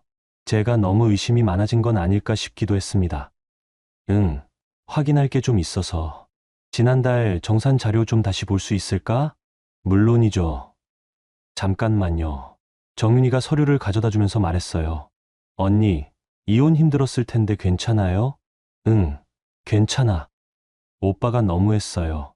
아니, 이젠 남이지만, 그래도 그렇게 빨리 재혼하는 건 좀 아니잖아요. 정윤이의 위로가 진심처럼 들렸습니다. 하지만 서류를 보는 순간 얼굴이 굳었어요. 분명히 이상한 부분들이 있었거든요. 정윤아, 이 항목은 뭐야? 제가 가리킨 건 부대 비용이라고 적힌 항목이었어요. 매달 일정하지 않은 금액이 빠져나가고 있었습니다. 아, 그건 거래처에서 요청한 수수료 같은 거예요. 요즘 다들 그렇게 해달라고 하더라고요. 수수료? 계좌는 어디로 가는 거야? 거래처 담당자 개인 계좌로 가는 경우가 많아요. 세금 문제 때문에 그렇다고 하시더라고요. 뭔가 석연치 않았습니다. 저희 회사는 항상 정식 계좌로만 거래해왔거든요. 점심시간에 물류팀 오유찬 팀장님을 조용히 불렀어요. 유찬 팀장님은 회사에서 가장 오래 일한 분이고 거래 흐름을 누구보다 잘 아는 분이었습니다. 팀장님, 혹시 최근에 거래처에서 개인 계좌 입금을 요청한 적 있나요? 유찬 팀장님이 고개를 갸우뚱했어요. 개인 계좌요? 저희 거래처들은 모두 법인 계좌로만 거래하는데요. 세무서에서도 개인 계좌 입금은 까다롭게 보거든요. 제 가슴이 철렁 내려앉았습니다. 혹시 정윤 차장이 그런 이야기를 한 적 있나요? 최근에 그런 말씀을 하시긴 했는데 저는 안 된다고 말씀드렸어요. 그랬더니 다른 방법을 찾겠다고 하시더라고요. 다른 방법이라니. 그날 저녁 혼자 사무실에 남아서 지난 1년간의 모든 거래 기록을 뒤졌습니다. 정윤이가 담당한 거래들 중에서 이상한 패턴들을 찾아내기 시작했어요. 첫 번째, 같은 거래처인데도 때로는 정상 금액이, 때로는 수수료가 빠진 금액이 들어오고 있었어요. 두 번째, 정윤이가 직접 처리한 거래들에서만 부대 비용, 항목이 나타났습니다. 세 번째, 그 부대 비용들의 합계가 생각보다 큰 금액이었어요. 1년간 거의 3천만 원에 달했습니다. 제 손이 떨리기 시작했어요. 정윤이가 정말로?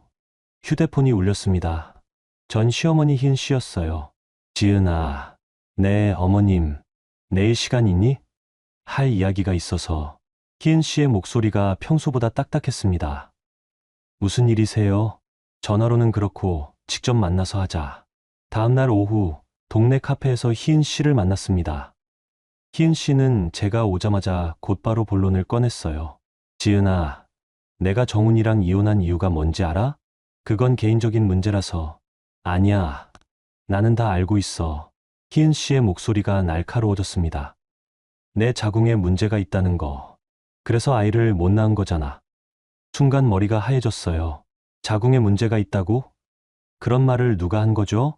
어머님, 그러니까 정훈이가 어쩔 수 없이 다른 여자를 찾은 거지. 서영이는 벌써 임신했다고 하더라. 임신? 정서영이 임신했다고? 남자는 후손을 남겨야 하는데 내가 그걸 못 해주니까 어쩌겠어. 그런데도 정훈이는 끝까지 참았잖아. 10년이나. 희은 씨의 말들이 칼처럼 파고들었습니다. 자궁 문제라니. 저는 건강에 아무 문제가 없었어요. 단지 아이를 갖지 않기로 했을 뿐이었는데. 어머님, 그건 사실이 아니에요. 사실이 아니긴 뭐가 아니야. 병원에서 검사도 받았다며. 병원 검사? 언제 그런 얘기가 나온 거죠? 그리고 말인데, 정윤이가 그러는데 요즘 회사에서 괜히 시비 걸지 말라고 해. 정윤이도 이혼하고 예민해진 내 눈치 보느라 힘들다고 하더라. 제가 시비를 건다고? 정윤이가 그런 말을 했다고? 이제 남남이니까 서로 편하게 지내자. 알겠지? 카페를 나서면서 저는 깨달았어요. 이건 단순한 이혼 후유증이 아니었습니다. 계획적으로 제 입지를 무너뜨리려는 작업이었어요. 자궁 문제라는 거짓말로 이혼 책임을 제게 돌리고 정윤이의 회사 내 비리를 덮기 위해 제가 예민하다는 프레임을 씌우고 있었던 거죠. 그날 밤 저는 새로운 결심을 했습니다. 감정적으로 대응하지 않기로요. 대신 증거로 말하기로 했어요. 유찬 팀장님께 조용히 부탁드렸습니다. 정윤이와 관련된 모든 거래 기록을 정리해달라고요. 녹취가 가능한 건 녹취도 해달라고 했습니다. 대표님, 혹시 정윤 차장에게 뭔가 문제가? 아직은 확실하지 않아요. 하지만 확인은 해봐야겠어요. 며칠 후 동네에서 희은 씨를 다시 만났습니다. 이번에는 동네 아주머니들과 함께 있더라고요. 야, 저게 지은이야. 자궁이 문제라더니 안 됐어. 그러니까 남편이 도망간 거 아니겠어? 요즘 여자들이 커리어만 생각하고 애 안 낳으려고 하더라니. 제 귀에는 다 들렸습니다. 희은 씨가 동네 전체에 거짓말을 퍼뜨리고 있었던 거예요. 하지만 저는 참았습니다. 지금 여기서 싸우는 건 희은 씨가 원하는 거였거든요. 대신 제 할 일에만 집중했어요. 증거를 모으는 일 말이죠. 일주일 후 유찬 팀장님이 조용히 제 사무실로 찾아왔어요. 손에는 두꺼운 파일과 녹음기가 들려 있었습니다. 대표님, 말씀하신 자료 정리했습니다. 파일을 열어보니 생각보다 훨씬 심각했어요. 정윤이가 처리한 거래들 중 상당수에서 돈의 흐름이 이상했습니다. 특히 몇 개 거래처와의 계약에서는 실제 거래 금액과 장부상 금액이 달랐어요. 이 부분 좀 설명해 주세요. 거래처에서는 1억 원에 납품하겠다고 했는데 정윤 차장이 1억 2천만 원으로 계약서를 만들었어요. 그리고 그 차액 2천만 원은 협력비 명목으로 따로 빼냈더라고요. 협력비를 누구한테 줬다고 했나요? 거래처 담당자 개인 계좌로 보냈다고 하는데 제가 확인해보니 그 계좌는 유찬 팀장님이 말을 멈췄어요. 그 계좌는 뭐예요? 정윤 차장 명의 계좌였어요. 거래처 담당자가 아니라요. 제 가슴이 쿵 떨어졌습니다. 정윤이가 가짜 명목으로 회사 돈을 빼돌린 거였어요. 얼마나 되나요? 전체 금액이 지난 2년간 대략 8천만 원 정도 될 것 같습니다. 8천만 원. 작지 않은 금액이었어요. 중소기업인 저희에게는 정말 큰 돈이었습니다. 녹음 자료는 뭐예요? 정윤 차장이 거래처와 통화하는 걸 우연히 녹음하게 됐는데 들어보시죠. 녹음기에서 정윤이의 목소리가 흘러나왔어요. 김 대표님, 저희 회사에서 협력비 명목으로 별도 지급해 드릴게요. 대신 이건 대표는 모르게 해주세요. 다들 이렇게 하거든요. 아, 그럼 우리 회사 계좌가 아니라 다른 데로 보내드릴까요? 네. 제가 알려드린 계좌로 보내주시면 돼요. 세무상 문제없게 처리할 거예요. 녹음이 끝나자 사무실이 조용해졌어요. 정윤이가 제 이름을 팔아서 거래처를 속이고 있었던 거였습니다. 그날 오후 정윤이가 제 사무실로 들어왔어요. 평소처럼 웃는 얼굴이었습니다. 언니, 오늘 정산 마무리했어요. 확인해보세요. 정윤이가 내민 서류를 받아들면서 저는 최대한 평정심을 유지했어요. 고생했어. 그런데 정윤아, 이 거래처들이랑 협력비를 별도로 지급한다고 했던데 순간 정윤이의 표정이 미묘하게 변했어요. 협력비요? 아, 그게 요즘 다들 그렇게 해달라고 하더라고요. 경쟁이 심해지니까 그런 건 나한테 미리 보고해야 하는 거 아냐? 아, 그냥 관례적인 거라서 금액도 크지 않고요. 거짓말이었어요. 8천만 원이 크지 않은 금액이라고? 앞으로는 그런 건 미리 상의하자. 네, 알겠어요. 정윤이가 나간 후 저는 한숨을 깊게 내쉬었습니다. 확신이 서더라고요. 정윤이는 제가 이혼 문제로 정신없을 틈을 타서 회사 돈을 빼돌리고 있었던 거예요. 저녁에 희은 씨에게서 또 전화가 왔습니다. 지은아, 정윤이가 그러는데 요즘 내가 회사에서 괜히 신경질 부린다며? 신경질이요? 정윤이도 이혼한 내 처지 이해해서 참고 있는데 너무 예민하게 구는 건 아니냐고 하더라. 또 시작이었어요. 제가 예민해서 문제라는 프레임. 정윤이 말로는 별것 아닌 일로 자꾸 시비 걸고 서류도 이상하게 꼼꼼히 확인한다고 하던데 이혼 스트레스가 심한가 보지? 어머님, 저는 정상적으로 업무를 하는 거예요. 정윤이가 뭘 잘못했다고 그래? 그 애는 어릴 때부터 착했어. 내가 힘들다고 해서 괜한 사람한테 화풀이하면 안 되지. 화풀이라니요. 그리고 정윤이 그러는데 내가 요즘 회사 돈 흐름을 이상하게 의심한다며? 뭘 의심하는 건데? 제가 의심하고 있다는 걸 정윤이가 희은 씨에게 이미 말했군요. 어머님, 그건 지은아, 정윤이는 내 딸이나 마찬가지야. 그 애를 의심하는 건 우리 가족을 의심하는 거나 똑같다고. 그런 마음으로 회사 운영하면 안 되지 않겠어? 전화를 끊고 나서 저는 웃음이 나왔어요. 어이없는 웃음이었습니다. 돈을 훔친 사람이 오히려 저를 의심 많은 사람으로 만들고 있었던 거예요. 다음 날 아침 정윤이가 평소보다 일찍 출근했더라고요. 뭔가 급한 일이 있는 것 같았습니다. 언니, 혹시 어제 유찬 팀장님이 저희 거래 자료를 확인했다고 하던데요? 응, 정기 점검이야. 아, 그냥 궁금해서요. 별다른 문제는 없었죠? 정윤이의 목소리에 불안감이 섞여 있었어요. 아직 확인 중이야. 혹시 제가 도울 일이 있으면 언제든지 말씀해 주세요. 그날 오후 놀라운 소식을 들었습니다.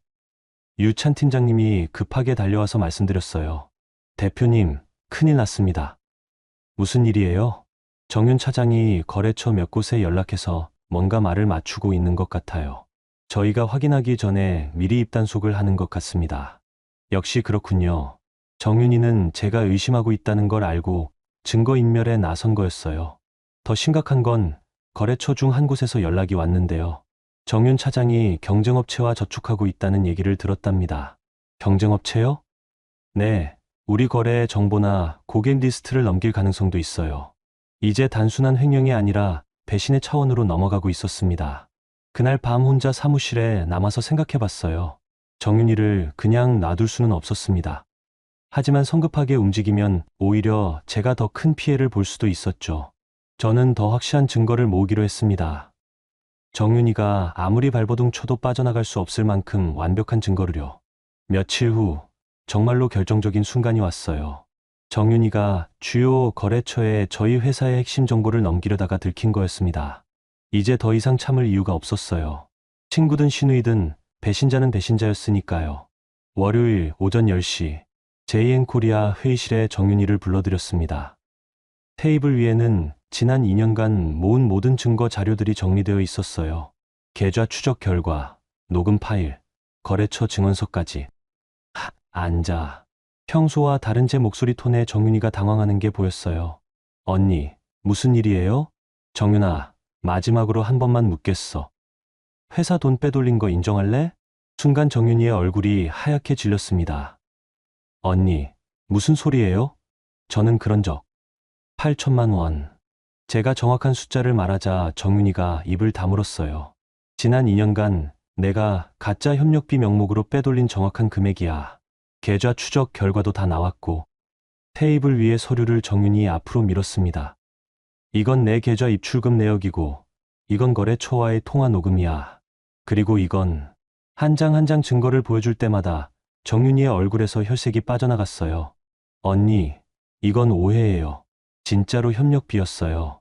다른 회사들도 다 하는 거라고요. 그래? 그럼 이것도 설명해봐. 제가 마지막 증거를 내밀었어요. 정윤이가 경쟁업체에 우리 고객 리스트를 넘기려고 했다는 증거였습니다. 이건 진짜 아니에요. 정윤아, 이제 그만해. 증거가 이렇게 많은데 계속 잡아댈 거야? 정윤이가 갑자기 울기 시작했어요. 언니, 우리 친구잖아요. 고등학교 때부터 친했잖아요. 친구가 친구 등에 칼 꽂나. 제가 돈이 급했어요. 엄마 병원비도 필요하고 제 생활도 힘들고. 변명이 시작됐어요. 하지만 저는 더 이상 들어주고 싶지 않았습니다. 정윤아, 돈이 급하면 나한테 상의했어야지. 회사 돈을 훔치면서 그게 친구가 할 일이야? 언니, 한 번만 봐주세요. 제가 다 갚을게요. 정말로요. 갚는다고 끝나는 문제가 아니야. 넌 나를 배신했어. 그 순간 회의실 문이 벌컥 열렸어요. 전 시어머니 희은 씨가 숨을 헐떡이며 들어섰습니다. 김지은, 우리 정윤이한테 뭘 하는 거야? 희은 씨가 정윤이를 감싸 안으며 소리쳤어요.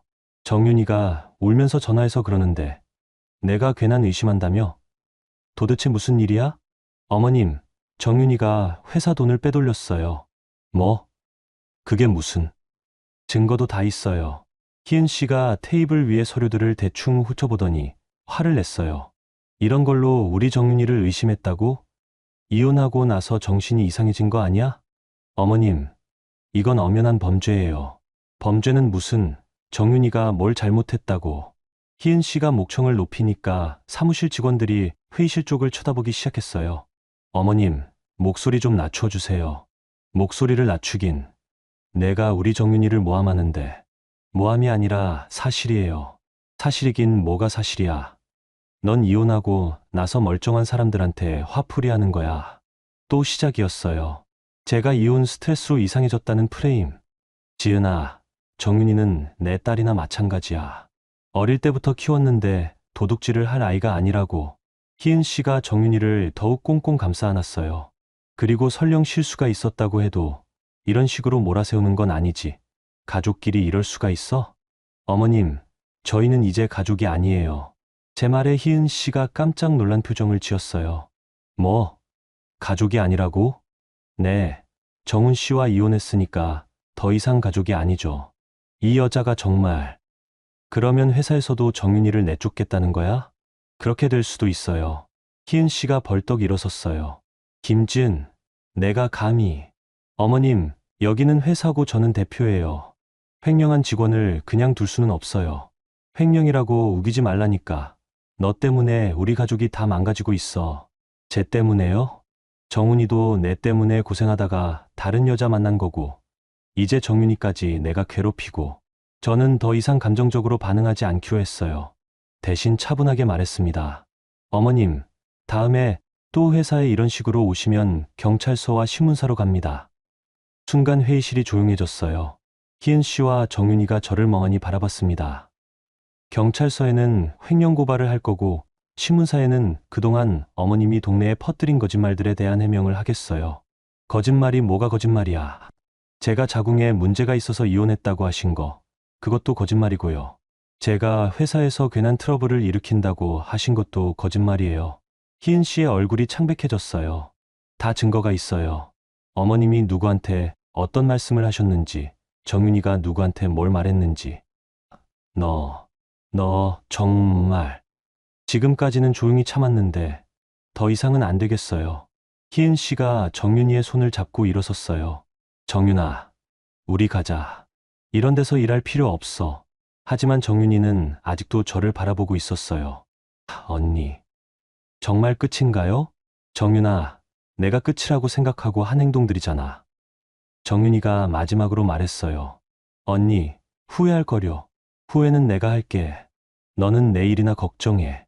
희은 씨와 정윤이가 회의실을 나간 후 저는 한참 동안 자리에 앉아 있었어요.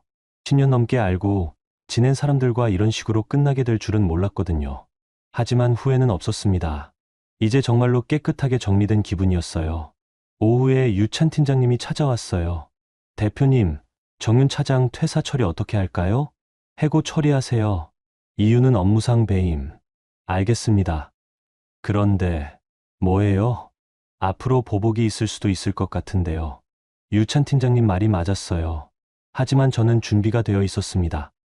모든 증거를 정리해서 사본을 만들어뒀고 필요하면 언제든지 법적 대응을 할 수 있게 준비해뒀거든요. 이제 정말로 새로운 시작이었어요. 여러분, 여기까지 들으시느라 고생 많으셨어요. 지은 씨가 참 힘들었을 것 같은데, 그래도 끝까지 참고 증거로 대응하는 모습이 보기 좋았습니다. 시누이가 회사 돈을 빼돌리고 시어머니가 거짓 소문까지 퍼뜨리는 상황에서도 감정적으로 대응하지 않고 차근차근 준비해서 정면 승부를 한 게 정말 시원하더라고요.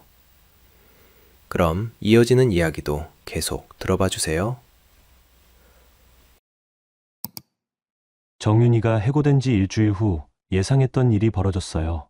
유찬 팀장님이 급하게 달려와서 알려준 소식이었습니다. 대표님, 큰일 났어요. 정윤 차장이 동일 업종 경쟁업체로 이직했다고 하는데 거기서 우리 거래처들에게 연락을 돌리고 있어요. 뭐라고 하면서요? 우리 회사가 곧 망할 거라고 거래를 다른 곳으로 옮기는 게 좋겠다고 하고 있답니다. 역시 정윤이답네요. 마지막까지 저에게 피해를 주려고 하는군요. 더 심각한 건 우리 주요 고객 몇 곳의 연락처와 거래 조건을 그쪽에 넘긴 것 같아요. 확실해요? 네. 삼성전자 협력업체인 김 대표님이 직접 연락 주셨어요. 정윤 차장이 우리 회사 내부 정보를 너무 자세히 알고 있더라고 하시면서요. 이건 명백한 영업비밀 침해였어요. 하지만 증명하기가 쉽지 않을 거라는 것도 알았습니다. 그날 오후 정말로 주요 거래처에서 연락이 왔어요. 대표님, 혹시 회사에 문제가 있나요? 다른 업체에서 연락이 와서 그러는데 무슨 연락인지 구체적으로 알려주실 수 있나요? 전 직원분이 그러시는데 거래처들이 줄줄이 빠져나갈 거라고, 지금 계약 맺으면 손해를 볼 거라고 하시더라고요. 전 직원, 정윤이를 말하는 거였어요. 그분이 구체적으로 뭐라고 하던가요? 회사 대표가 이혼 스트레스로 정신이 이상해져서 멀쩡한 직원들을 내쫓고 있고, 그래서 회사가 망해간다고 하시더라고요. 듣고 있으니 화가 났지만 동시에 한심하기도 했어요. 정윤이는 아직도 자신이 잘못한 건 생각하지 않고 저만 탓하고 있었던 거예요. 대표님, 사실인가요? 전혀 사실이 아닙니다. 해당 직원은 회사 자금을 횡령한 사실이 밝혀져서 정당하게 해고된 거예요. 아, 그랬군요. 다행히 그 거래처는 저를 믿어주셨어요. 하지만 모든 거래처가 그런 건 아니었습니다. 며칠 사이에 세 곳에서 계약 해지 통보가 들어왔어요. 저는 직접 발로 뛰기 시작했습니다. 남아있는 거래처들을 하나하나 찾아다니며 상황을 설명했어요. 죄송합니다. 전 직원이 개인적인 감정으로 거짓말을 퍼뜨리고 있는 것 같아서요. 그런 일이 있었군요. 그런데 대표님, 회사 내부 관리는 괜찮으신가요? 네. 이번 일로 오히려 내부 시스템을 더욱 견고하게 만들었어요. 다행히 대부분의 거래처에서는 저를 믿어주셨어요. 오히려 정윤이의 행동을 의심스러워하는 분들이 많았습니다. 그분이 우리한테 연락 올 때도 뭔가 이상하다 싶었어요. 너무 감정적이더라고요. 며칠 후 더 놀라운 소식을 들었어요. 유찬 팀장님이 웃으면서 알려준 내용이었습니다. 대표님, 정윤 차장 소식 들으셨어요? 무슨 일인데요? 이직한 회사에서 벌써 문제를 일으켰다고 해요. 어떤 문제요? 거기서도 똑같은 짓을 한 모양이에요. 가짜 비용 처리하고 돈을 빼돌리고. 그렇군요. 사람은 잘 안 변하는 모양이에요. 더 웃긴 건 우리 거래처 정보를 넘기려다가 들켰는데 정작 그 정보들이 이미 구식이었다는 거예요. 우리가 이미 계약 조건을 다 바꿔놨거든요. 정윤이가 알고 있던 정보는 해고되기 전까지의 것들이었어요. 그 후에 저희는 더 좋은 조건으로 계약들을 새로 정비했거든요.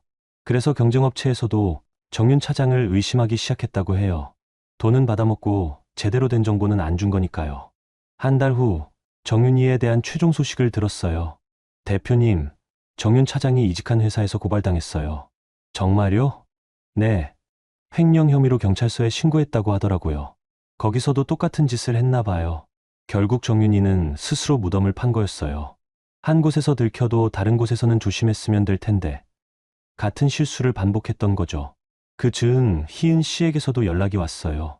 이번에는 목소리가 많이 풀어져 있었습니다. 지은아, 네, 어머님, 정윤이 일 들었어. 네, 내 말이 맞았구나. 희은 씨가 한숨을 깊게 쉬었어요. 미안해. 내가 너무 편견을 가지고 있었나 봐. 괜찮아요, 어머님. 정윤이가 어릴 때는 정말 착한 애였는데 언제부터 이렇게 된 건지. 사람들은 종종 착각해요. 어릴 때 착했다고 해서 평생 착한 건 아니라는 거려. 그런데 지은아, 정훈이 일은 어떻게 생각해? 정훈 이야기가 나오니까 조금 의외였어요. 무슨 말씀이세요? 정훈이가 요즘 많이 힘들어해. 힘드시다고요? 서영이가. 그 애가 생각보다 돈을 너무 많이 써. 아, 그렇군요. 정훈의 새로운 결혼 생활도 순탄하지 않은 모양이에요. 카드값만 한 달에 몇백씩 나온다고 하더라. 명품백, 옷, 보석. 끝이 없어. 그럼 정훈 씨가 말씀하시면 되죠. 그게 서영이가 임신했다고 해서 함부로 못하겠다는 거야. 임신. 희은 씨가 예전에 했던 말이 떠올랐어요. 그런데 지은아, 너는 정말로 아이를 안 가지려고 했던 거야? 네. 저는 아이보다는 일에 집중하고 싶었어요. 그렇구나. 내가 오해했었네. 전화를 끊고 나서 저는 묘한 기분이 들었어요. 정윤이 사건이 터지면서 다른 사람들도 진실을 보기 시작한 것 같았거든요. 며칠 후 유찬 팀장님이 또 다른 소식을 가져왔어요. 대표님, 정훈 씨가 회사로 전화했다고 하는데요. 정훈이가요? 무슨 일로? 자세한 건 모르겠지만 뭔가 급한 일이 있는 것 같았어요. 대표님과 꼭 통화하고 싶다고 하더라고요. 정훈이 왜 갑자기? 하지만 저는 받고 싶지 않았어요. 이미 끝난 관계였거든요. 혹시 통화 안 하시면 직접 찾아올 수도 있을 것 같은데요. 그렇다면 차라리 전화로 끝내는 게 나을 것 같았어요. 저녁에 정훈에게서 전화가 왔습니다. 지은아, 나야. 무슨 일이에요? 혹시 만나서 이야기할 수 있을까? 전화로 하세요. 지은아, 내가 잘못 생각했나 봐. 잘못 생각했다고요? 정윤이 일 때문에 그러는데 내가 괜히 의심한 게 아니었구나. 이제 와서요? 지은아, 정말 미안해. 내가 너무 안일했던 것 같아. 하지만 저는 더 이상 그런 말들을 듣고 싶지 않았어요. 정훈 씨, 그런 얘기는 이제 의미 없어요. 지은아, 우리는 이미 끝났잖아요. 전화를 끊고 나서 저는 깨달았어요. 정말로 모든 게 정리되어 가고 있다는 걸 말이죠. 한 달 후, 정훈의 새로운 결혼 생활에 대한 소식들이 조금씩 들려오기 시작했어요. 동네 사람들을 통해서 말이죠. 지은아, 정훈이 요즘 많이 힘들어 보이던데. 현주가 전화로 알려준 소식이었어요. 왜요? 서영이가. 그 여자가 돈을 너무 많이 쓴다고 해. 카드값만 한 달에 1,000만 원씩 나온다더라. 1,000만 원. 정훈의 수입으로는 감당하기 어려운 금액이었어요. 더 웃긴 건 서영이가 친정에도 돈을 계속 보내고 있다는 거야. 매달 몇백씩. 친정 송금까지. 정훈이 참을 수 있을까요? 며칠 후 실제로 그 현장을 목격할 기회가 있었어요. 화성 시내 백화점에서 우연히 정훈과 서영을 마주친 거였습니다. 서영은 두 손 가득 쇼핑백을 들고 있었고 정훈은 뒤따라오며 뭔가 말하고 있었어요. 여보, 이 정도면 충분하지 않을까? 정훈의 목소리가 피곤해 보였어요. 오빠, 임신했는데 이 정도는 괜찮잖아. 태교해도 좋다고 하던데? 서영의 목소리는 여전히 밝았어요. 그래도 너무... 오빠, 나랑 결혼하면서 이 정도 생활은 해줄 거라고 했잖아. 전처랑은 다르게 살겠다고. 전처, 저를 말하는 거겠죠. 저와 다르게 살겠다고 했다니. 정훈이 더 이상 말하지 못하는 걸 보며 저는 웃음이 나왔어요. 본인이 원한 삶이잖아요. 그날 저녁 희은 씨에게서 전화가 왔어요. 지은아, 너 혹시 오늘 백화점에서 정훈이 봤니? 네, 우연히 봤어요. 그 상황 어땠어? 글쎄요, 별로 제가 관심 가질 일은 아닌 것 같은데요. 지은아, 내가 요즘 정훈이 보면 안쓰러워. 왜요? 서영이가. 그 애가 정훈이를 ATM 기계로 생각하는 것 같아. ATM 기계요. 정훈도 제게 그런 적이 있었는데요. 카드값만 한 달에 얼마인지 아니? 2천만 원이야. 2천만 원. 정말 많이 늘었네요. 그것도 그냥 쇼핑만 하는 게 아니라 친정 식구들 용돈이면 뭐며. 정훈이 월급으로는 감당이 안 돼. 그럼 정훈 씨가 말씀하시면 되죠. 그게 서영이가 임신했다고 하니까 함부로 못하겠다는 거야. 임신을 방패막이로 쓰고 있군요. 더 웃긴 건 서영이가 정훈이한테 그러더라. 전처는 돈만 아끼고 살림도 안 했다고, 자기는 다르다고. 제가 돈만 아끼고 살림을 안 했다고요? 오히려 저는 정훈이 아무 생각 없이 쓰는 돈을 관리해줬는데요. 지은아, 솔직히 말하면 내가 그리워. 어머님, 서영이는 어른 공경할 줄도 모르고 집안일도 안 하고 돈만 쓸 줄 알아. 너는 그래도 나를 챙겨줬잖아. 지금 와서 그런 말씀을 하시네요. 어머님, 이미 지난 일이에요. 지은아, 혹시 정훈이가 다시 돌아오면. 어머님, 그런 말씀은 하지 마세요. 그래도 저는 이미 새로운 삶을 시작했어요. 전화를 끊고 나서 저는 한숨을 쉬었어요. 사람들은 왜 잃고 나서야 소중함을 깨닫는 걸까요? 며칠 후 더 재미있는 소식을 들었어요. 동네 미용실에서 들은 얘기였습니다. 지은 씨, 들었어요? 서영이가 임신한 게 거짓말이었다는 얘기. 네. 거짓말이요? 네. 정훈 씨한테 돈 더 쓰려고 임신했다고 거짓말 한 거래요. 그런데 몇 달이 지나도 배가 안 나오니까 들통난 거죠. 임신 거짓말까지. 서영도 참 대단한 사람이네요. 정훈 씨가 화나서 큰 소리 쳤다고 하던데 서영이는 또 스트레스 받으면 아기한테 안 좋다 하고 우기고 있다더라고요. 그럼 정훈 씨는 뭐라고 해요? 병원 가자고 하니까 서영이가 안 간다고 버티고 있다는 얘기예요. 그렇게 해서 거짓말이 다 들통났나 보네요. 일주일 후 정말로 결정적인 순간이 왔어요. 정훈에게서 다시 전화가 온 거였습니다. 지은아, 나 좀 도와줄 수 있을까? 무슨 일이에요? 서영이가 내 카드로 대출까지 받았어. 대출이요? 신용카드 대출, 현금 서비스 다 끌어다 써서 한도가 꽉 찼어. 이자만 한 달에 100만 원씩 나와. 그래서 제게 도움을 청하는 거군요. 정훈 씨, 그건 정훈 씨가 해결하셔야 할 문제예요. 지은아, 내가 정말 잘못했어. 다시 생각해 볼 수는 없을까? 다시 생각해 볼 수 없을까요? 정훈 씨, 저는 이제 다른 사람이에요. 지은아, 제발. 그리고 서영 씨와는 혼인신고도 하셨잖아요. 이제 와서 그런 말씀하시면 안 되죠. 그게 서영이가 이혼하자고 해. 네.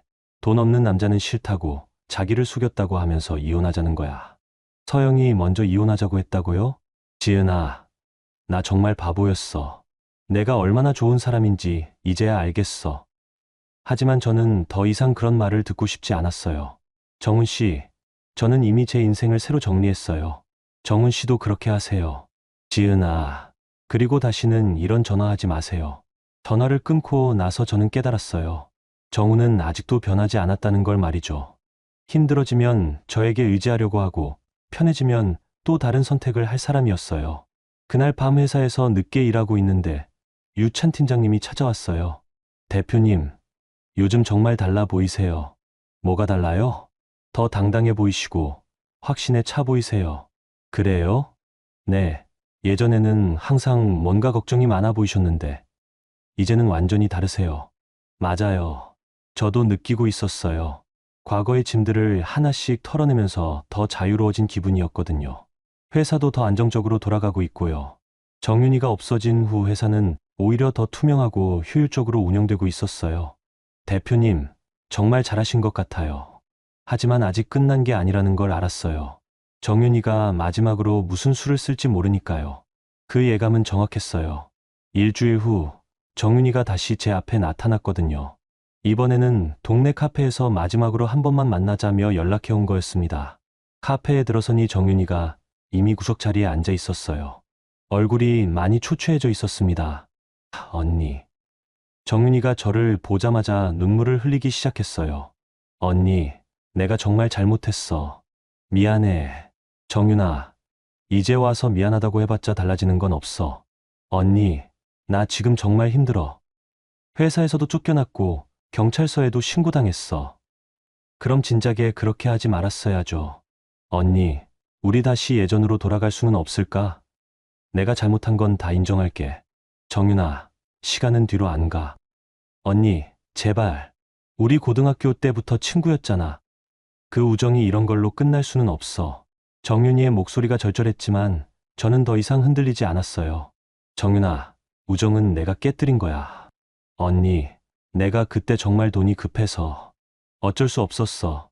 돈이 급하면 나한테 얘기했어야지. 회사 돈을 훔치면서 그게 친구가 할 일이야? 정윤이가 더욱 울기 시작했어요. 언니, 나 이제 정말 갈 곳이 없어.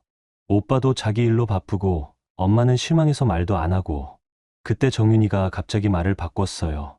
언니, 사실은 내가 오빠 편에서 언니를 도와주려고 했던 거야. 뭐, 오빠가 서영이랑 바람 피우는 거 내가 다 알고 있었어. 그래서 언니한테 말해주려고 했는데 그게 회사 돈 훔친 이유가 돼? 아니야. 내가 언니 몰래 증거를 모으려고 했어. 탐정도 쓰고 사진도 찍고. 그런데 돈이 들어서 거짓말이었어요. 정윤이는 끝까지 변명을 만들어내고 있었습니다. 정윤아, 그만해. 더 이상 거짓말 듣기 싫어. 언니, 이건 진짜야. 내가 언니를 위해서. 정윤아. 제가 목소리를 높이자 정윤이가 깜짝 놀랐어요. 내가 진짜로 나를 위해서 했다면 왜 동네에 내 뒷담화를 했어? 왜 내가 예민하다고 엄마한테 고자질했어? 정윤이가 할 말을 잃었어요. 그리고 왜 경쟁업체에 우리 회사 정보를 넘겼어? 그것도 나를 위해서야? 그건 내가 너무 화가 나서. 봐. 결국 진심이 나오네. 정윤이의 얼굴이 빨갛게 달아올랐어요. 언니, 그럼 언니는 완벽해. 언니도 틀린 적 없어? 나는 적어도 친구를 배신하지는 않았어. 배신? 내가 언제 배신했어? 정윤이의 목소리가 커지기 시작했어요. 언니가 나를 의심하기 시작한 것부터 잘못된 거야. 나는 정말로 실수했을 뿐인데. 8천만 원이 실수야? 그래, 실수야. 그런데 언니는 용서할 생각은 안 하고 날 범죄자 취급했잖아. 이제 본심이 나오는군요. 정윤아, 내 말 들어보니까 내가 뭘 잘못했는지도 모르는 것 같네. 내가 뭘 잘못했는데. 정윤이가 소리를 질렀어요. 카페 안에 다른 손님들이 저희를 쳐다봤습니다. 언니가 그렇게 완벽하다고 생각하는 거야? 이혼도 당하고, 애도 못 낳고. 그 순간 저는 모든 걸 깨달았어요. 정윤이는 진심으로 반성한 게 아니라 저에게 다시 붙어보려는 마지막 시도였던 거예요. 정윤아, 이제 정말로 끝이네. 뭐가 끝이야? 내가 지금 무슨 말을 하는지 들어봐. 아직도 내 탓이야? 정윤이가 잠시 멈췄어요. 자기가 무슨 말을 했는지 깨닫기 시작한 것 같았습니다. 언니. 정윤아, 내가 진짜로 잘못했다고 생각한다면 이렇게 나올 순 없어. 저는 가방에서 봉투 하나를 꺼냈어요. 안에는 1,000만 원이 들어 있었습니다. 이게 뭐야? 마지막 우정이야.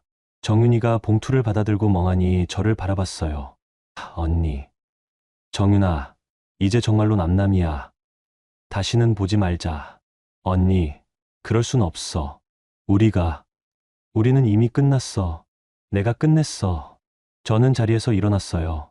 정윤아, 그 돈으로 새로 시작해. 그리고 다시는 내 앞에 나타나지 마.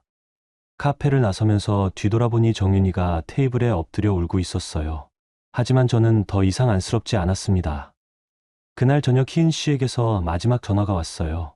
지은아, 정윤이가 그러는데 내가 돈을 줬다며? 네, 마지막이에요. 고맙다.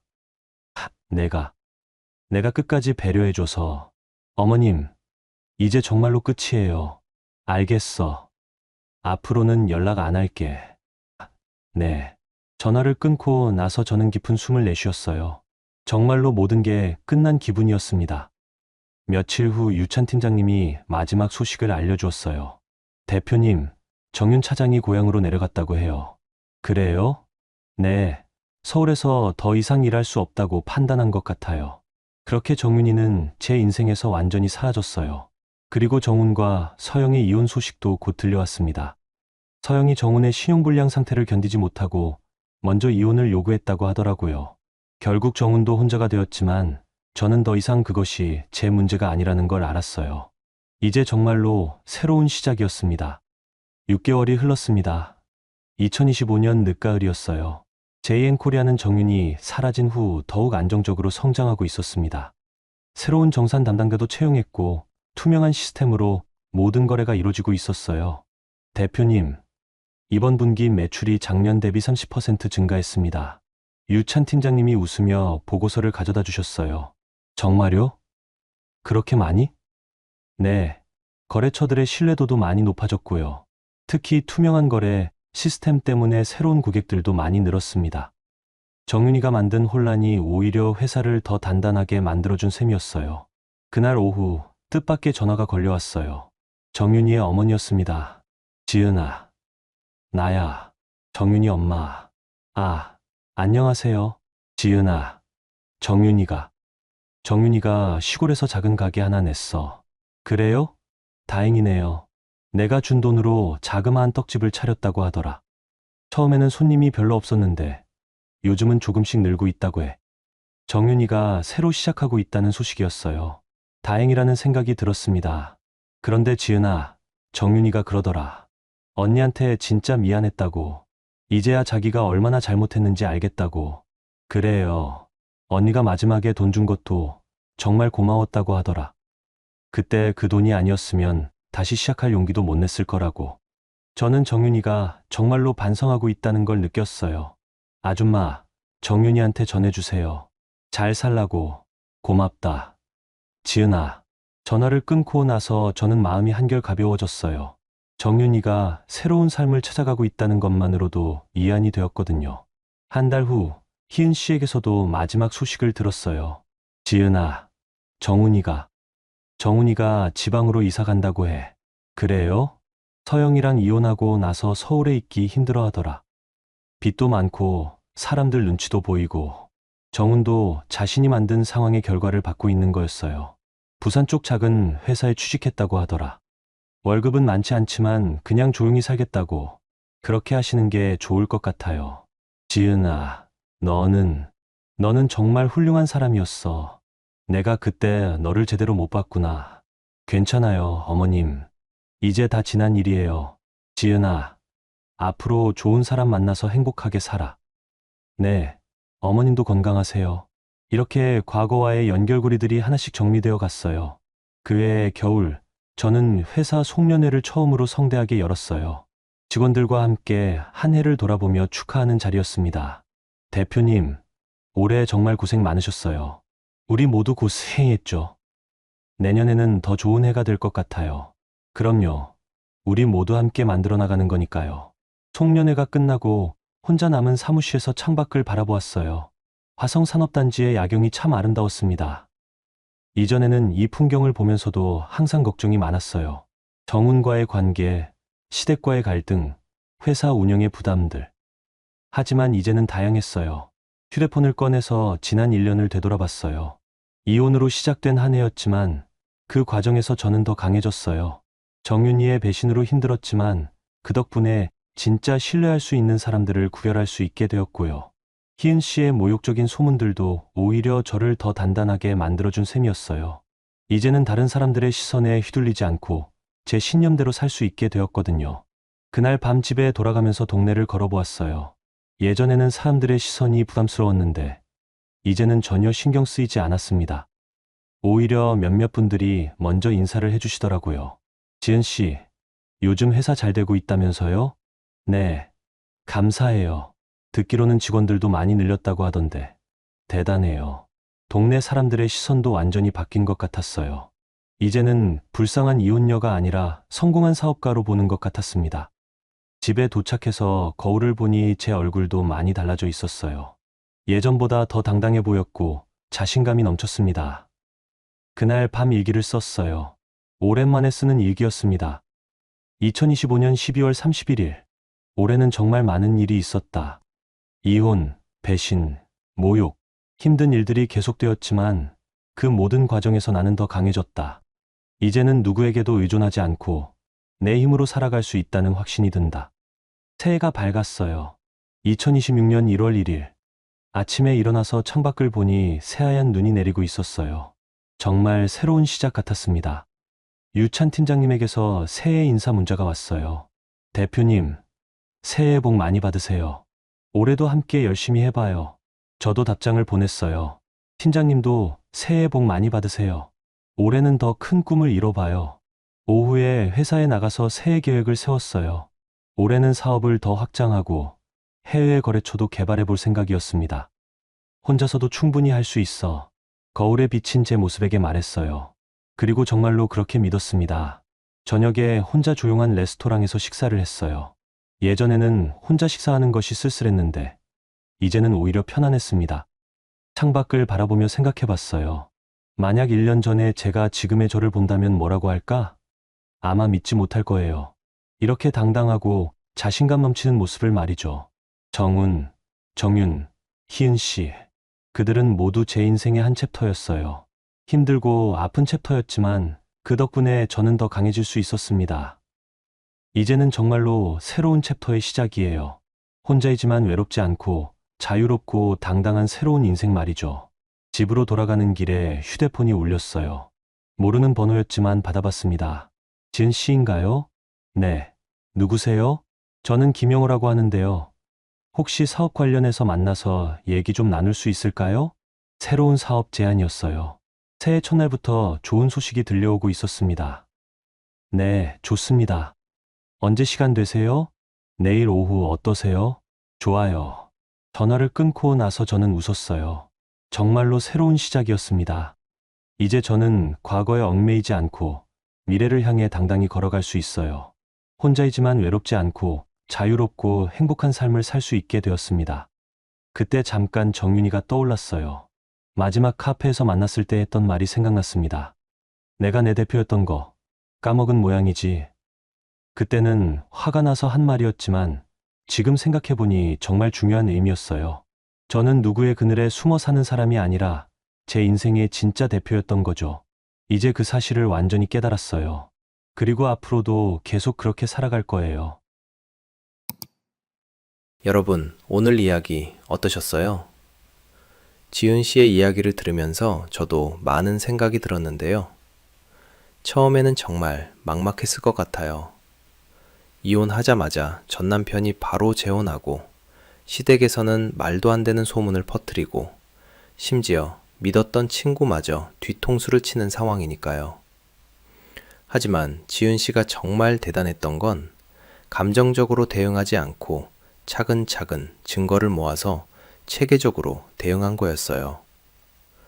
울고 불고 싸우는 대신에 조용히 준비해서 한 번에 정리해버린 거죠. 특히 마지막에 정윤이에게 1,000만 원을 주면서 다시는 보지 말자고 선을 그은 모습이 정말 인상적이었어요. 복수가 목적이 아니라 정말로 깨끗한 정리가 목적이었다는 게 느껴졌거든요. 그리고 지은 씨가 혼자서도 충분히 행복할 수 있다는 걸 보여준 것도 중요한 메시지인 것 같아요. 누군가에게 기대지 않고도 자신만의 삶을 당당하게 살아가는 모습 말이죠. 사실 우리 모두 살아가면서 크고 작은 배신을 경험하잖아요. 가족이든 친구든 직장 동료든 믿었던 사람들에게 상처받는 일들이 있어요. 그럴 때마다 어떻게 대응하느냐가 정말 중요한 것 같아요. 지은 씨처럼 감정에 휘둘리지 않고 원칙을 지키면서 하지만 마지막에는 관용을 보여주는 그런 모습이 진짜 어른스러운 대응이 아닐까 싶어요. 여러분께도 오늘 이야기가 작은 위로와 지혜가 되었으면 좋겠습니다. 어떤 상황에서든 포기하지 않고 자신만의 길을 찾아가는 용기를 가지시길 바라요. 구독과 좋아요 부탁드립니다.